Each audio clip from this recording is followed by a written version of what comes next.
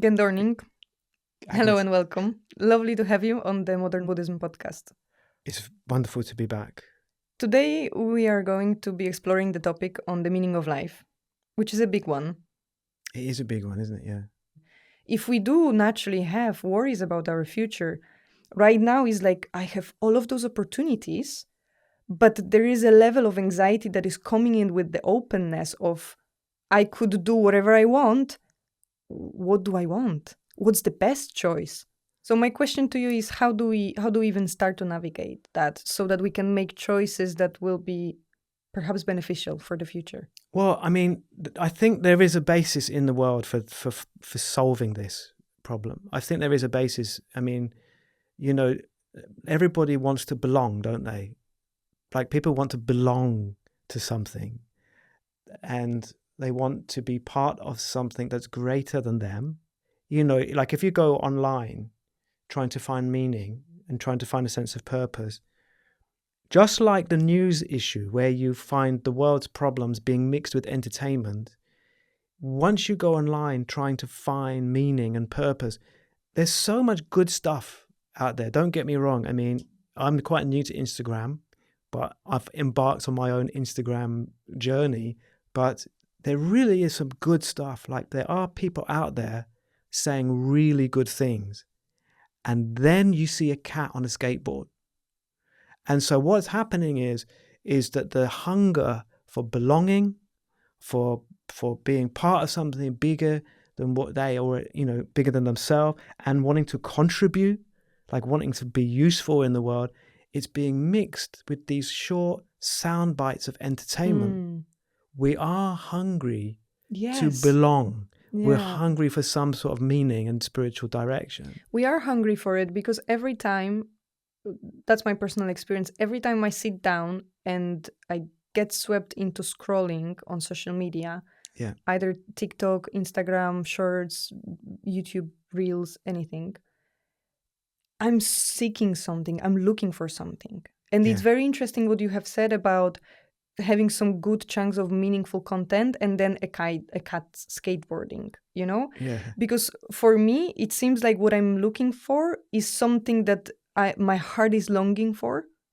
I find there's like amazing quotes, a piece of interview that is really nice, and I'm like, wow, That's that's a it. Yeah. nice advice.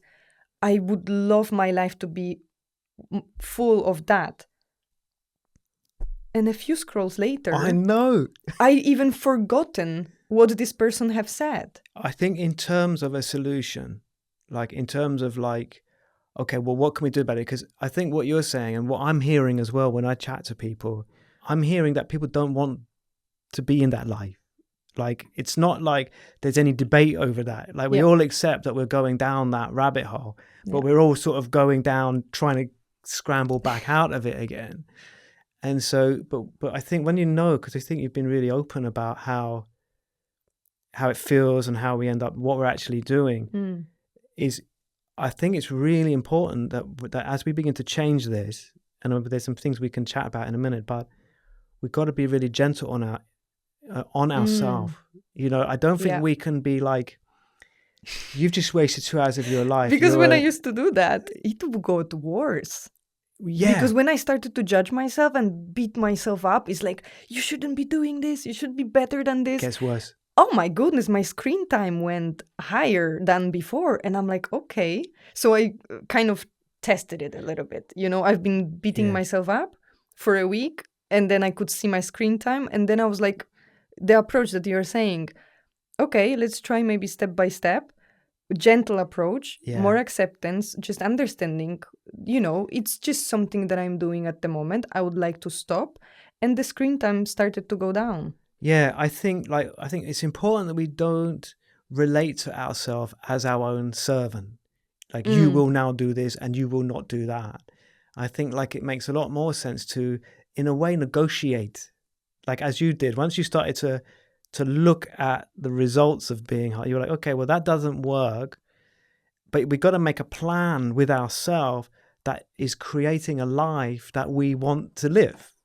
Like, we're not saying you're bad for doing that and you would be good if you did this.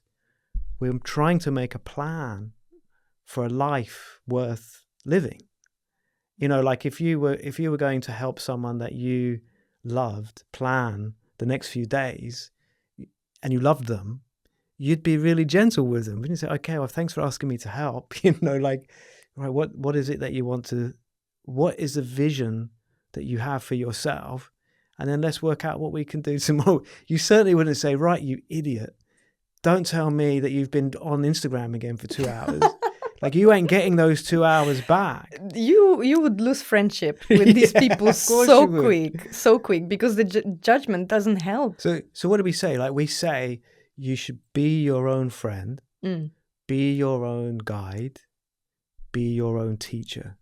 I mean, it's got to start with that, hasn't it? But how can we feel empowered to even do that? Well, I'm glad you asked this, because I've been thinking about this and also chatting with people around me is I think we need maybe a vision of ourselves.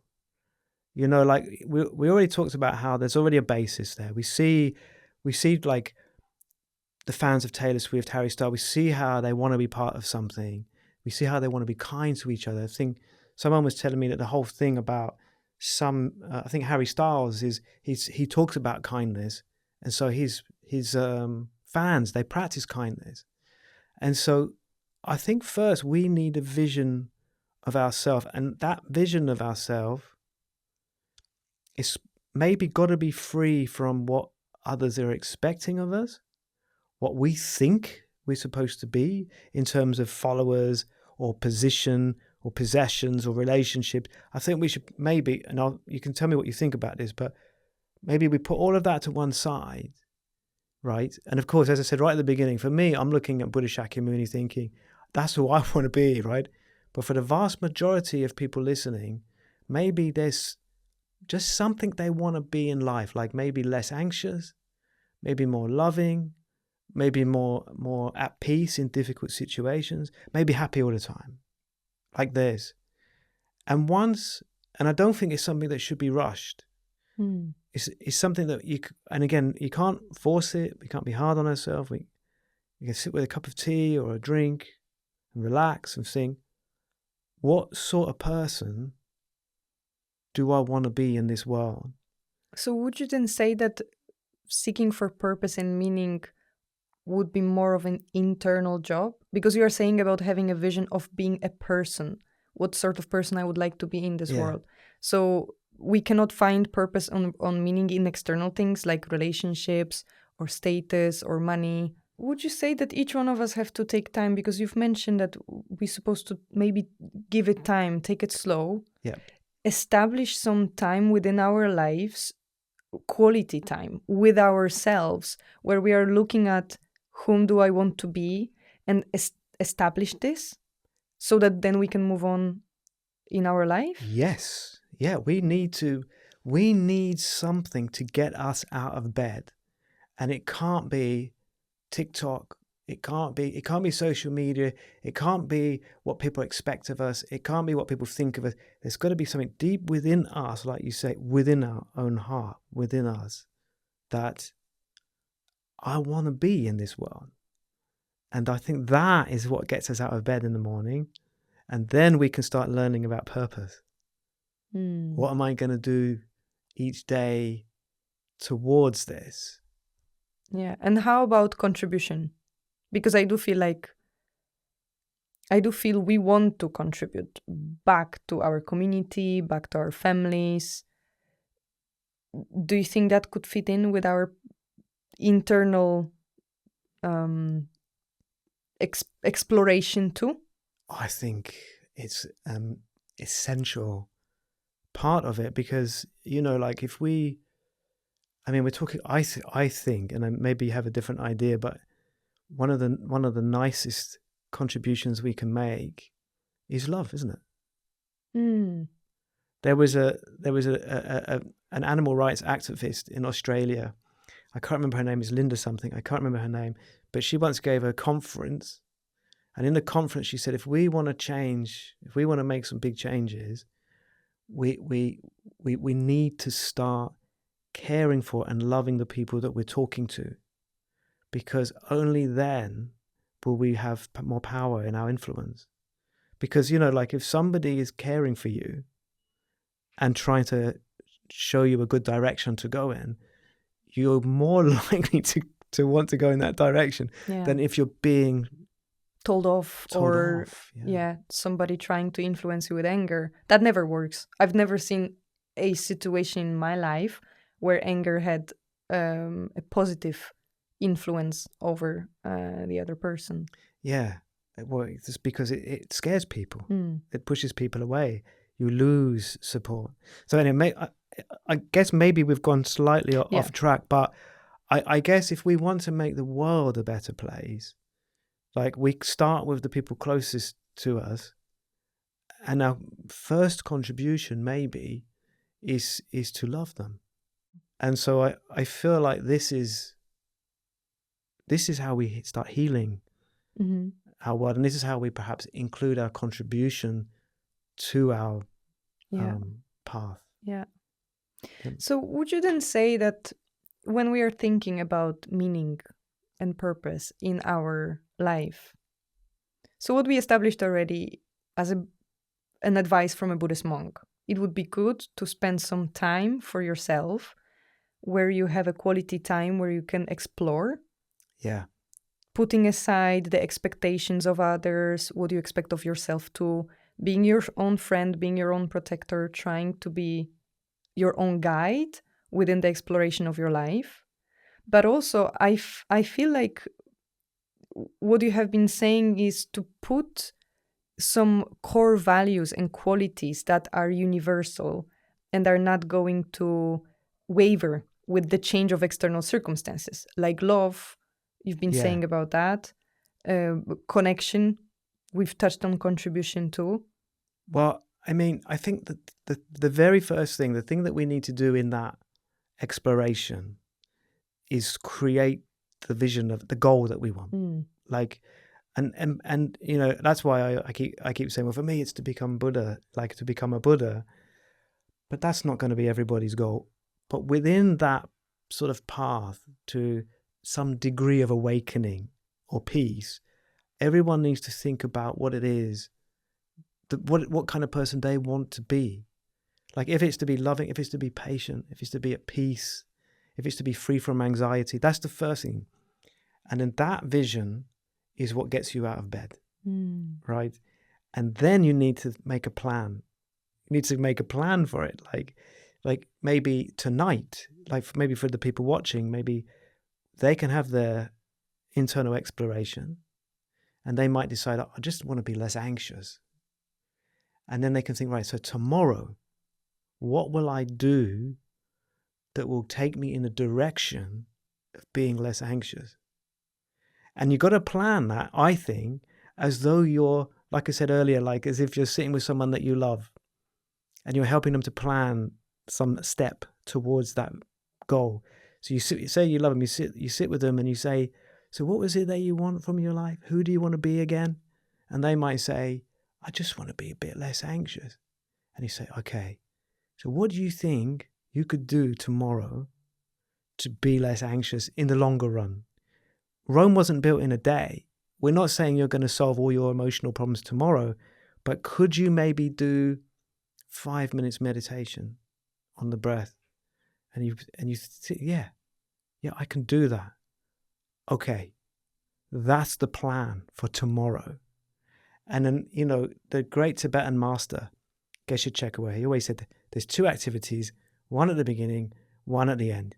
You set the motivation in the beginning of the day, and then you reflect and you make a little prayer at the end of the day. So the way I think this applies is maybe once we've got a vision for ourselves, we make a plan in the morning, we remember the plan. Today, I mean, keep the hurdles low. Like if you keep the hurdles 6 inches off the ground, you're going to smash that hurdle race, right? So at least to begin with, keep your commitment low. I'm going to do 5 minutes meditation. And when you get to the end of that day and you think, did I do what I planned to do today? And probably you're going to answer yes. And what if not? Well, it depends on what you plan. Because you know what? Sometimes I feel like I sabotage myself. I make a plan. I'm like, okay, I Yeah. want to be, let's say, a better meditator or a more loving person towards my family. Yeah. I make a plan and I still don't call my family member, let's say, Oh, right. you Brilliant. know? Yeah. Yeah. Yeah. And it feels sometimes that there's a force inside me that part of me wants to be that person and the other part doesn't. And Yeah. it's kind of like there's an internal battle of like, who's going to win? Okay. So this is my feeling on this, right?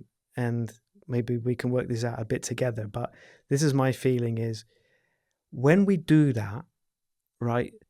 And something inside of us doesn't fulfill the wishes that we had. Because remember, what we're planning here, like we're not trying to be hard on ourselves. We're just trying to plan a life we want to live. That's important. Like we're not setting ourselves up to fail, which is what we normally do. Like we normally set the bar so high that ensures our failure, thus confirming the failure we always thought we were, right? So we're trying to create within ourselves a life we want to live, aren't we? Then if we fail, right, the key thing is we don't then use that failure to say to ourselves, I told you you were useless, and then go back to the screen. And then like you have to think instead, what are the benefits of failing so that you continue to be your own friend, your own guide, your own teacher? Because you want to keep it upbeat. You always want to think, well, what have I gained? So what are the benefits of failing?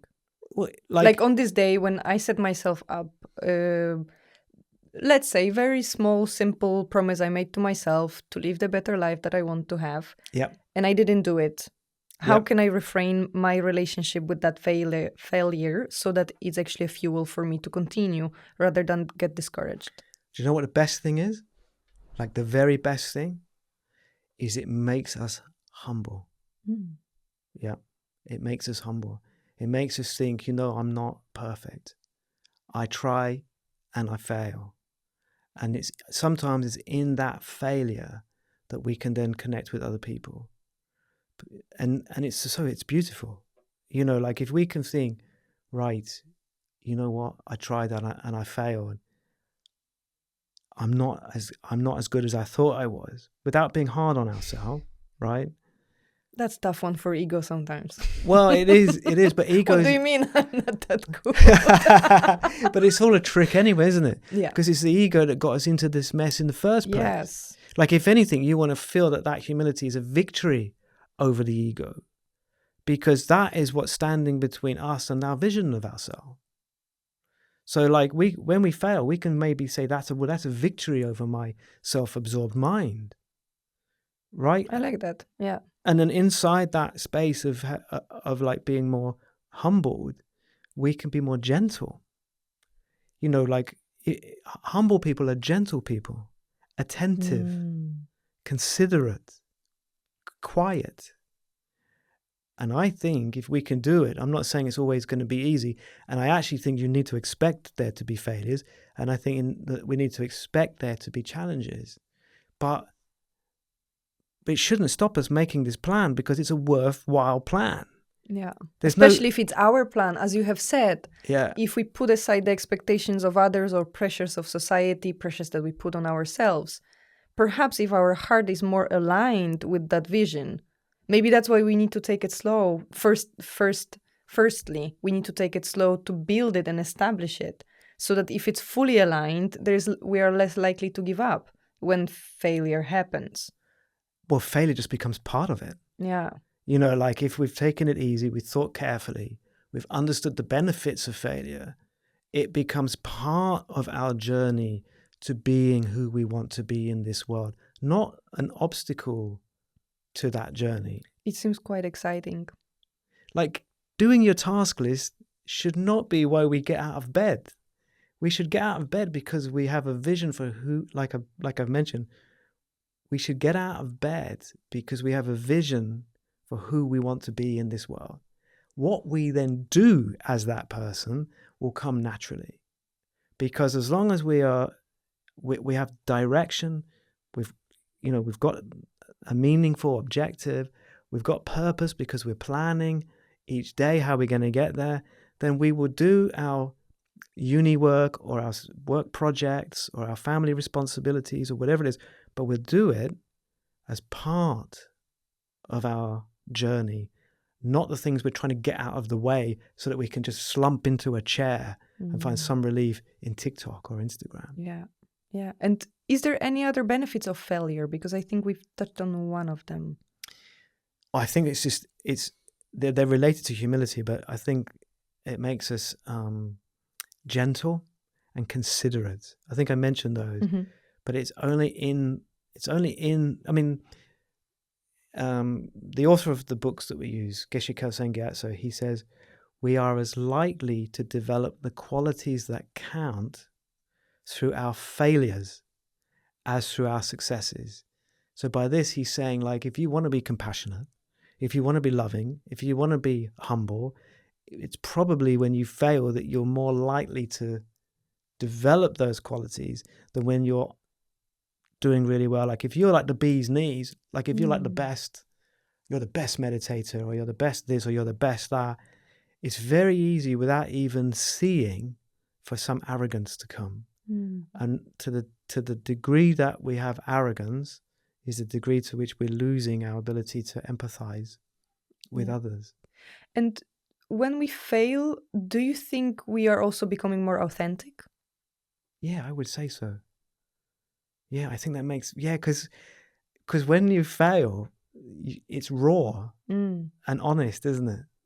So like if we've had a bit of a good run where everything's going our way, and then our self-esteem has been built on everything going our way, and we think we're all that, like we think everything is good, and then it all comes crashing down, that's when we see just how well we're doing in our journey towards fulfilling our vision.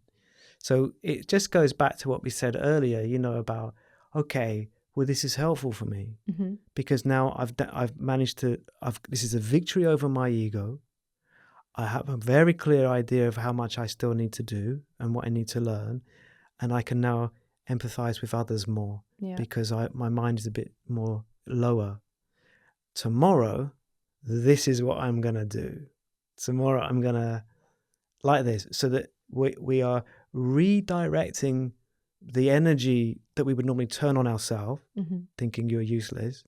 We're redirecting that energy towards becoming a better person. Yeah. And do you think our reaction to our failure could be an indication of how well we are doing on this internal journey? Not in how well, so that we can measure up and we can then boost our ego on top of that. No, I hear I'm so saying. Great with failure. Right now, I'm like mastering failing. And again, we get trapped, by our perhaps like pride or something like that. But it's just very interesting what you're saying about the relationship with the failure and how that really feels like it's very important piece in the puzzle of finding meaning in our life. Yeah. So what you're saying is, could we use our reaction to our failures as like a measurement of how well we're doing towards fulfilling our vision? Yeah. And I think definitely, yeah. I mean, yeah, because most people, they become absolutely depressed, don't they? They lose their self-esteem, they lose their confidence, and they become discouraged. And I think if we can use that, remain at peace, then that's not failure, is it? Yeah. I mean, and even if we refrain our relationship with failure and we get maybe not excited, but like we're happy, it's like, wow, yeah, I'm trying. Yeah. Me failing means that I'm trying. If I'm not trying, I'm not going to fail. Yeah. But then I'm stuck. Yeah. And I run in circles. If you're trying to do something in life, whatever it is, I mean, we're talking about spiritual stuff, but whatever you're doing, even if you cannot fail if you are not trying to do something. So even if you fail 100 times, it's because 100 times you tried to do something. So like, there's no greater failure than not doing anything, is there? Like if we just decide, I'm not going to generate a vision, I'm going to carry on just plodding through the day, like just trying to get through, distracting myself. I mean, that's the failure, isn't it? Like what we're creating here is something so worthwhile, like a life that we want to live, a person that we want to be.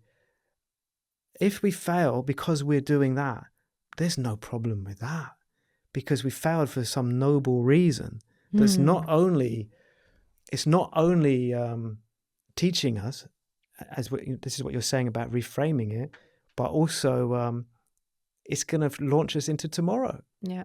And failing for noble reasons. Can I just make it a quote and put it on top of my bed?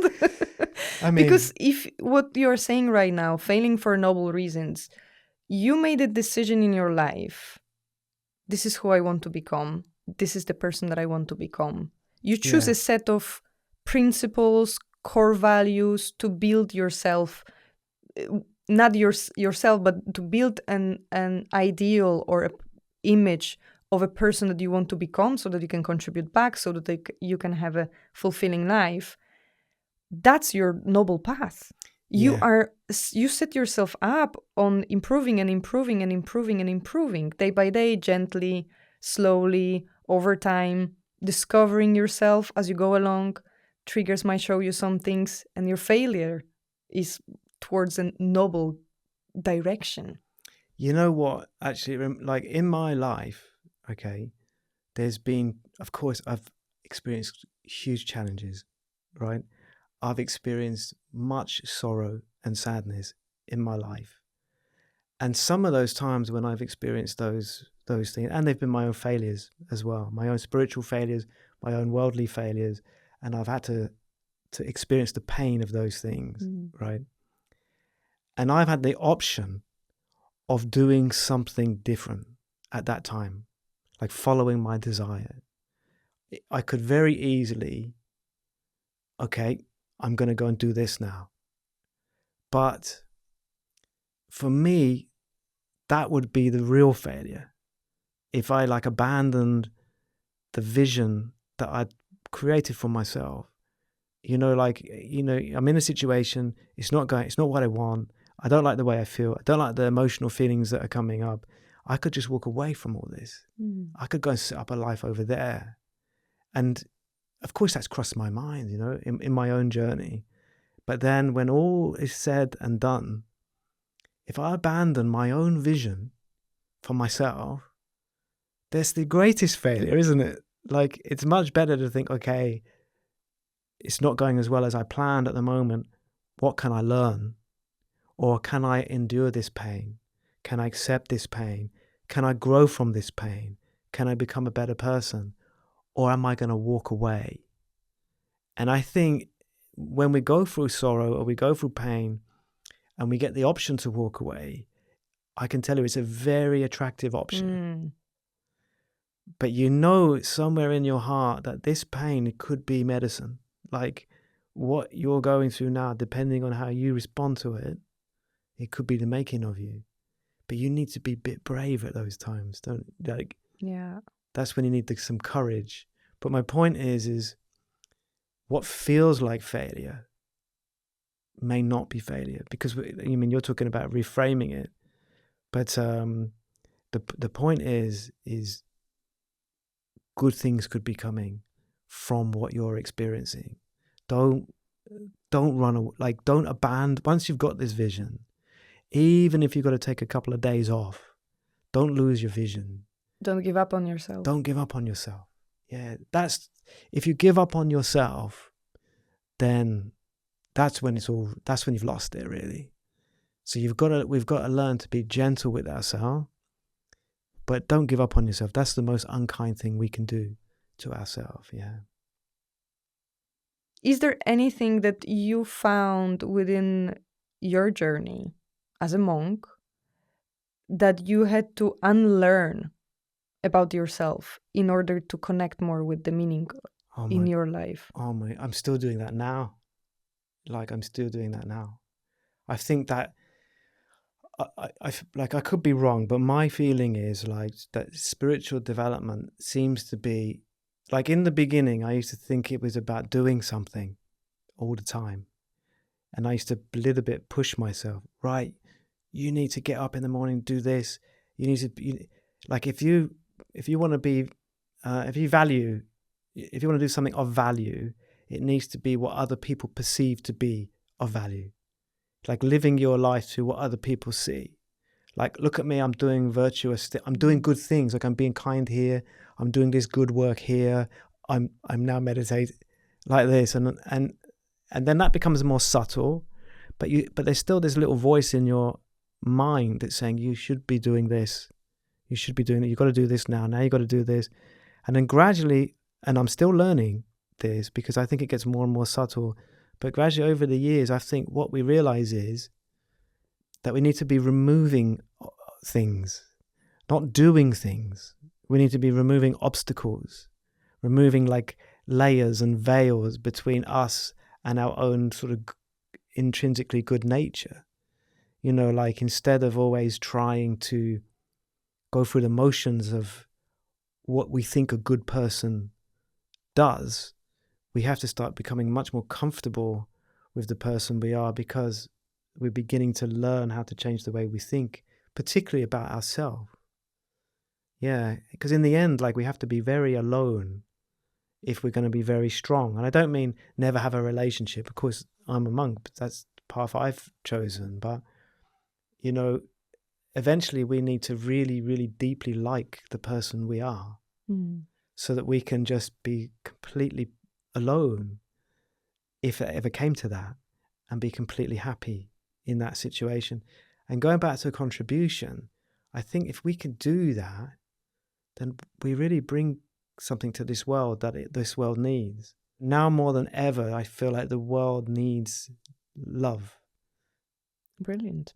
Well, thank you very much for sharing with us your wisdom today. And I hope it's going to be helpful for some people. I would be happy to keep talking all afternoon. I've had such a nice time. So thank you. Well, we can go we do another one. Okay. Thank you, Agnes. Thank you.